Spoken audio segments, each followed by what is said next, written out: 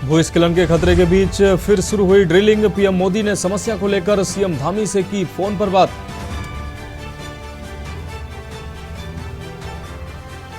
Uttarkashi tunnel में 50 घंटे बाद ड्रिलिंग शुरू। सुरंग में रुकावट का पता लगाएगा रोबोट। 8 दिन से फंसे 41 मजदूर।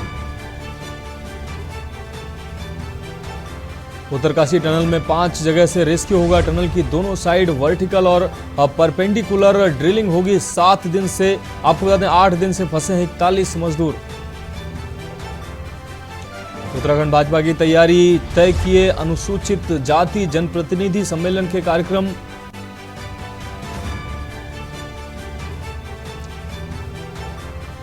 पर्यटकों को पहाड़ और जंगल की सैर कराएंगे नेचर टूरिस्ट गाइड। 9 जिलों में युवाओं को दी गई ट्रेनिंग।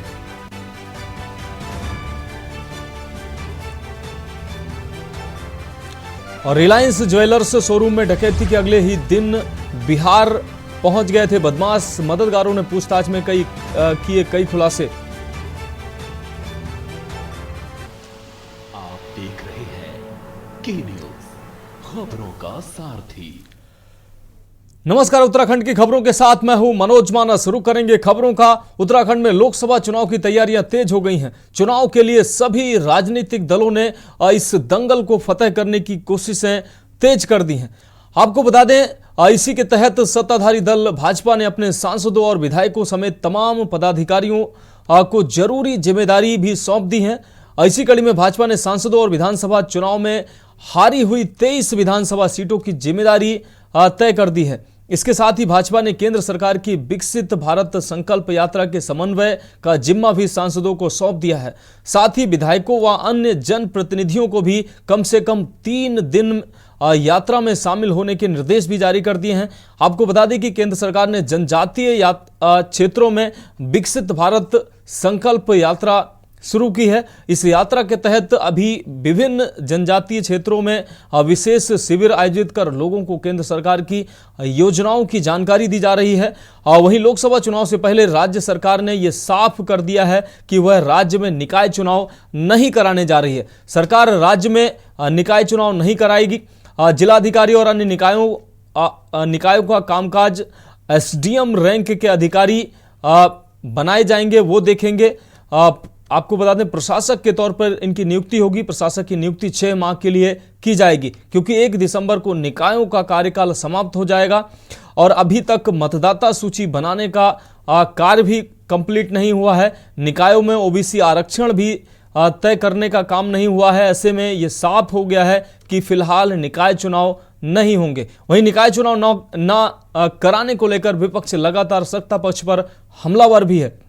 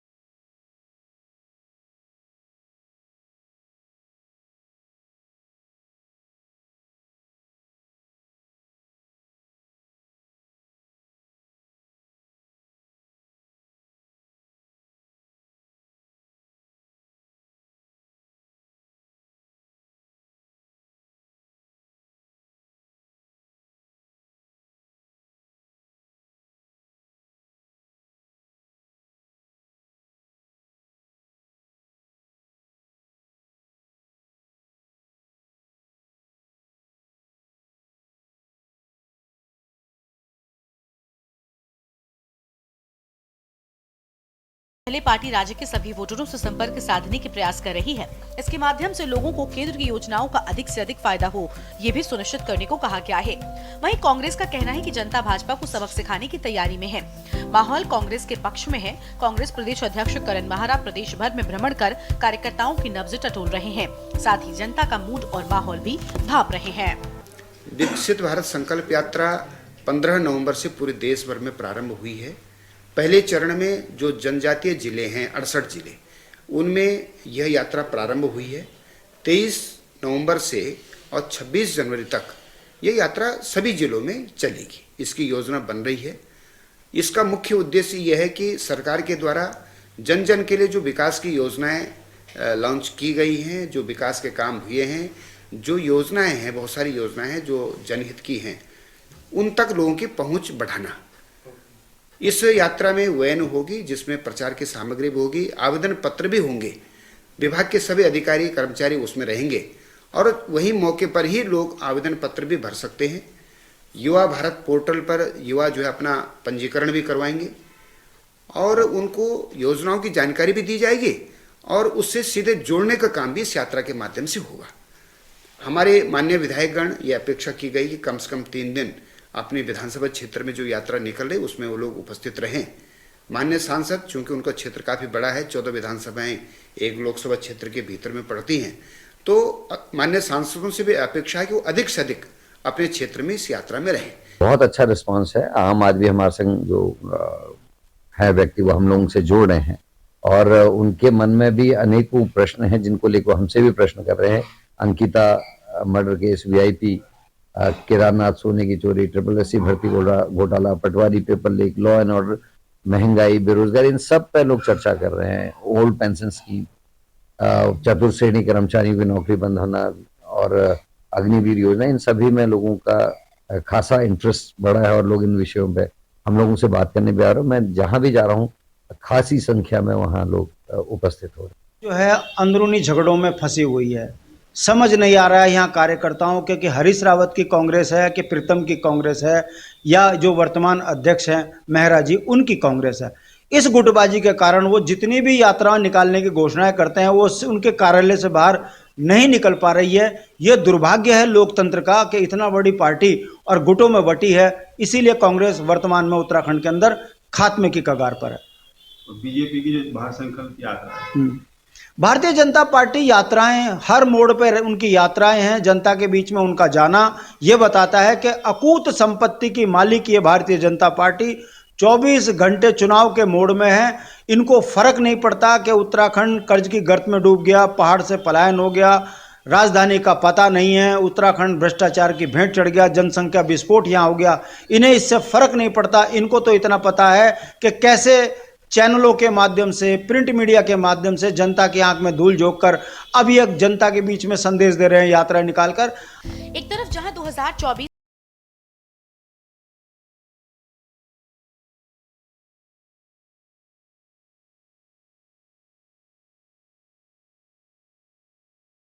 के अधिकारी संभालेंगे, प्रशासक की नियुक्ति 6 महीने के लिए की जाएगी। बता दें कि 1 दिसंबर को निकायों का कार्यकाल समाप्त हो रहा है। निकाय चुनाव न कराने पर सरकार इनमें प्रशासक तैनात कर देगी। प्रदेश में करीब 84 नगर निकाय के बोर्ड का कार्यकाल 1 दिसंबर को पूरा हो जाएगा। इस बार चुनाव समय पर नहीं होने के चलते शहरी विकास विभाग आगामी 1 दिसंबर को निकायों में प्रशासक की नियुक्ति करने की तैयारी में है। वहीं शहरी विकास मंत्री प्रेमचंद अग्रवाल का कहना है कि राज्य में निकाय चुनाव सभी प्रक्रियाओं को पूरा करने के बाद होंगे। इसके लिए अभी मतदाता सूची बनाने और निकायों में ओबीसी आरक्षण तय करने का सर्वे चल रहा है। वहीं निकाय चुनाव न कराने को लेकर विपक्ष लगातार सत्ता पक्ष पर हमलावर है। कांग्रेस ने सरकार पर हार के डर से निकाय चुनाव न कराने का आरोप लगाया है। देखिए, चुनाव से पहले हमें कुछ प्रक्रियाएं पूरी करनी होती है। हमारे यहाँ जो मतदाता सूची है वो मुकम्मल करनी होती है। साथ में जो आरक्षण विभिन्न निकायों में जिस प्रकार से होने, वो काम भी अभी चल रहा है। ये काम पूरा होने के बाद चुनाव की संभावनाएं हमारे यहाँ बनती है, तो उस के लिए एक्सरसाइज चल रही है। मतदाता सूची के लिए कह दिया गया है। आरक्षण का काम पहले से चल रहा था, जिसको अभी हम अंतिम रूप जब जैसे ही होगा तो हम जो है फिर चुनाव की तरफ बढ़ेंगे। तो शुरू से ही आशंका व्यक्त कर रही थी कि सरकार स्थानीय निकायों में चुनाव कराना ही नहीं चाहती। उसके लिए लगातार सरकार पहले कहती रही कि हम चुनाव कराने के लिए गंभीर हैं, हम चुनाव करवाएंगे, लेकिन अब शहरी विकास मंत्री का बयान आ चुका है कि जो है प्रशासक वहाँ यहाँ पर बिठाए जाएंगे। आखिर चुनाव से क्यों भाग रही है सरकार? क्योंकि स्थानीय निकायों में जो जनहित के काम होने थे वो सरकार ने कराए ही नहीं। वहाँ नालियों का निर्माण नहीं हो पाया, स्ट्रीट लाइटें किसी भी स्थानीय निकाय में आप जाइए वार्डों में आपको दिखेंगी ही नहीं, पार्कों के निर्माण नहीं हुए हैं, जो पुराने पार्क हैं उनकी मरम्मत नहीं हुई है। तो जनता में आक्रोश है। और डेंगू की महामारी जिस प्रकार से जनता ने झेली है स्थानीय निकायों में, उससे तो जो है सरकार के पास जवाब देते नहीं बन रहा है। तो अब चुनाव से भागने के अलावा इनके पास कोई चारा भी नहीं है। अब बहानेबाजी बना रहे हैं साहब कि ओबीसी का आरक्षण जो है वो उसका निर्धारण नहीं हुआ, तो भाई ये किसकी जिम्मेदारी थी?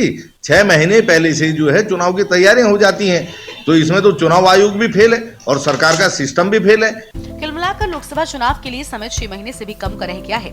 यही वजह है कि भाजपा ने अपने सांसदों को जिम्मेदारी ज्यादा सौंप दी है। भाजपा ने सांसदों को विधानसभा चुनाव में हारी हुई 23 विधानसभा सीटों की जिम्मेदारी दी है। इसके साथ ही भाजपा ने केंद्र सरकार की विकसित भारत संकल्प यात्रा के समन्वय का जिम्मा भी सांसदों को सौंप दिया है। देखना होगा कि 2024 के चुनाव का दंगल किसको जीत का स्वाद चखाता है और किसको हार का सामना कराता है। Uttarakhand desk report.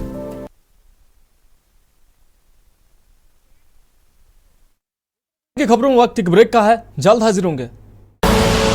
आप देख रहे हैं के न्यूज, खबरों का सारथी। ब्रेक के बाद उत्तराखंड की खबरों में एक बार फिर से आपका स्वागत है। बढ़ेंगे अगली खबर की ओर। उधम सिंह नगर से अगली खबर है। उधम सिंह नगर में जसपुर स्थित 6 सिग्मा इंजीनियरिंग पॉलिटेक्निक कॉलेज एवं हार्टफुलनेस इंस्टीट्यूट रुद्रपुर की तरफ से पर्यावरण संरक्षण के प्रति लोगों में जागरूकता के लिए ग्रेन्यूअल्स ग्रीन कान्हा रन का आयोजन किया गया। इस आयोजन में हार्टफुलनेस ने के स्वयं सेवकों द्वारा 6 सिग्मा के एनएसएस छात्र छात्राओं द्वारा वंदे मातरम ग्रुप के कुल 130 लोगों ने भाग लिया। कार्यक्रम को रुद्रपुर के माननीय विधायक श्री शिव अरोरा व मुख्य अतिथि श्री राजेश डावर द्वारा हरी झंडी दिखाकर शुभारंभ किया गया। संस्थान से रन का आरंभ कर हरिदासपुर बसंतीपुर से वापस संस्थान में आए।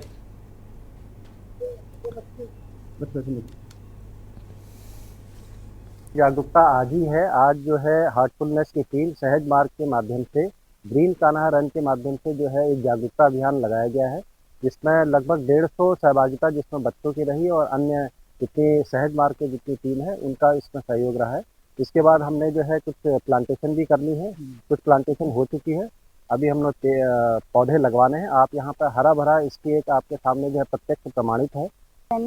ग्रीन कान्हा रन है तो हार्टफुलनेस इंस्टीट्यूट के प्रावधान से हो रही है और हार्टफुलनेस इंस्टीट्यूट से 6 सिग्मा जुड़ा हुआ है और आज 130 बच्चों ने और हार्टफुलनेस इंस्टीट्यूट के स्वयं सेवकों ने और वंदे मातरम टीम के 6 मेंबर्स ने ये इस रन में प्रतिभाग किया और ये एक संदेश देना था, पर्यावरण के लिए जागरूक करना था लोगों को और हरियाली के लिए। आज हम दिल्ली की हालत देख ही रहे हैं, दिल्ली कैसे हालातों से गुजर रही है, तो इसलिए पेड़ पौधे लगाना और पर्यावरण को शुद्ध करना हमारा एक फर्ज है, इसी के लिए आयोजन किया गया है। रुक करेंगे अगली अहम खबर की। बीते 8 दिनों से उत्तरकाशी के सिलक्यारा में टनल में फंसे 41 मजदूर जिन्हें निकालने की जद्दोजहद चल रही है, लेकिन अभी तक उनको निकालने में सफलता हाथ नहीं लगी है। वहीं कांग्रेस भी टनल निर्माण में सुरक्षा मानकों का उल्लंघन करने पर भाजपा को घेर रही है। इसी को लेकर देहरादून में घंटाघर के निकट पंचायती मंदिर में यज्ञ का आयोजन किया गया, जिसमें टनल में फंसे मजदूरों के लिए भगवान से प्रार्थना की गई। वहीं प्रदेश अध्यक्ष करण महारा ने कहा कि यह यज्ञ सरकार की बुद्धि शुद्धि का यज्ञ है और टनल में फंसे मजदूरों को सुरक्षित बाहर निकालने के लिए अभी किया जा रहा है।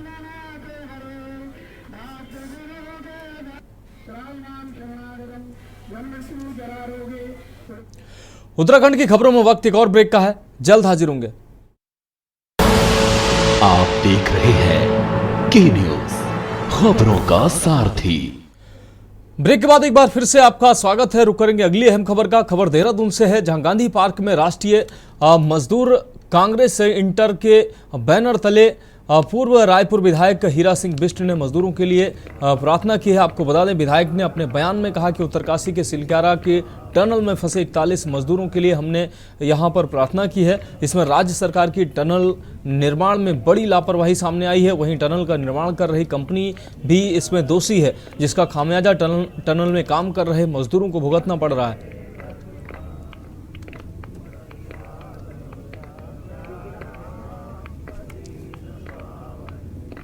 काशी में हमारे जो 40 मजदूर खान में फंसे हैं, सुरंग में फंसे हैं और सरकार भी उसमें कोई गंभीरता नहीं दिखाई दे रही। कोई मशीनें मंगाई हैं तो 4 दिन से वो भी बाहर खड़ी हैं, उनको उपयोग नहीं हो रहा। उन मजदूरों को मरने के लिए छोड़ दिया गया है। इसमें दोष जितना सरकार का कंपनी का भी है, जिस कंपनी को दिया गया उत्तराखंड के कच्चे पहाड़ हैं। जब सुरंग में मजदूर डाले तो उसकी सुरक्षा की व्यवस्था पहले करनी चाहिए थी कि अगर कच्चा पहाड़ गिर गया तो ये कैसे निकाले जाएंगे, किस रास्ते से निकलेंगे, तो वो कुछ नहीं दिया गया। तो उत्तराखंड दोहन के लिए सरकार भी गंभीर नहीं है, लग नहीं रहा कि सरकार गंभीर है, क्योंकि हेलीकॉप्टर मुख्यमंत्री का दिल्ली, यहाँ गुजरात, राजस्थान, बॉम्बे सब जगह घूम रहा है। करेंगे अगली खबर का। आगामी लोकसभा चुनाव को देखते हुए तमाम विभागों ने कमर कस ली है। इसी क्रम में तहसील विकासनगर में वोटर लिस्ट अपडेट से संबंधित जानकारी देने के लिए एसडीएम विकासनगर विनोद कुमार ने पत्रकारों से वार्ता की, जिसमें उन्होंने बताया कि आगामी लोकसभा चुनाव को लेकर तहसील प्रशासन द्वारा तैयारियां की जा रही हैं। इसके लिए वोटर लिस्ट अपडेट का कार्य गतिमान है, जिसमें नए वोटरों को जोड़ने के साथ ही मृत हो चुके लोगों या अन्य जगह जा चुके लोगों के नाम हटाए जा रहे हैं, जिसके लिए घर घर जाकर सत्यापन अभियान चलाया जा रहा है। साथ ही नए वोटर जोड़ने और वोटर कार्ड अपडेट करने की प्रक्रिया ऑनलाइन भी की गई है।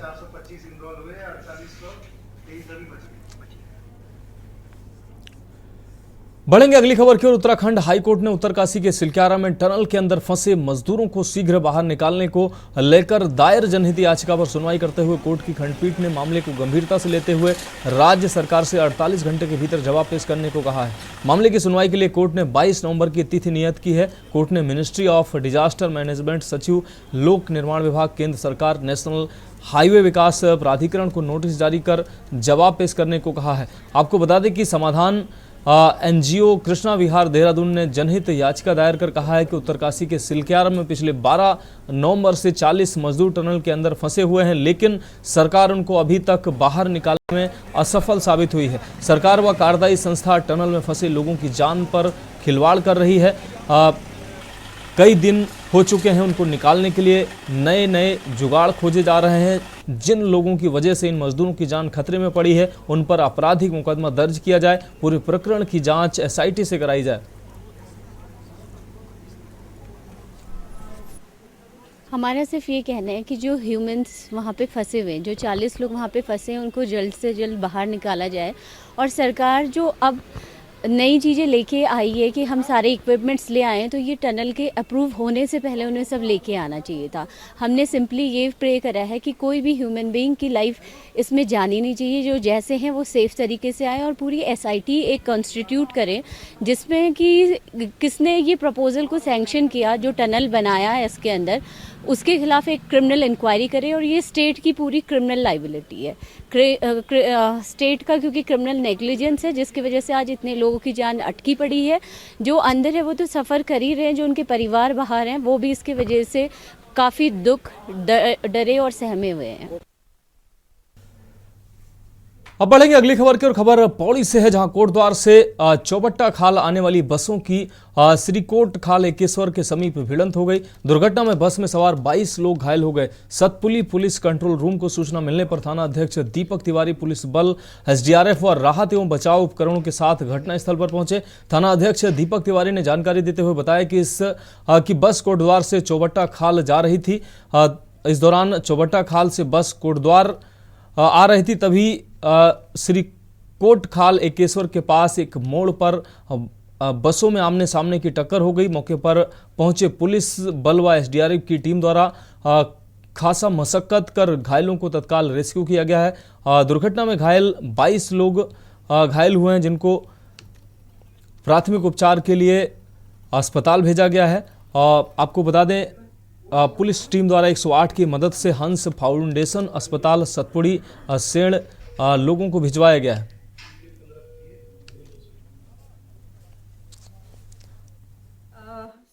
आज प्रातः 112 में सूचना आई कि एकेश्वर ब्लॉक सतपुली में 2 बसें जो हैं उनकी आपस में भिड़ंत हो गई है। इस सूचना पे तत्काल जो संबंधित थाना प्रभारी हैं उनको और एसडीआरएफ की जो हमारी टीम सतपुली पे बेस्ड है उनको रवाना किया गया।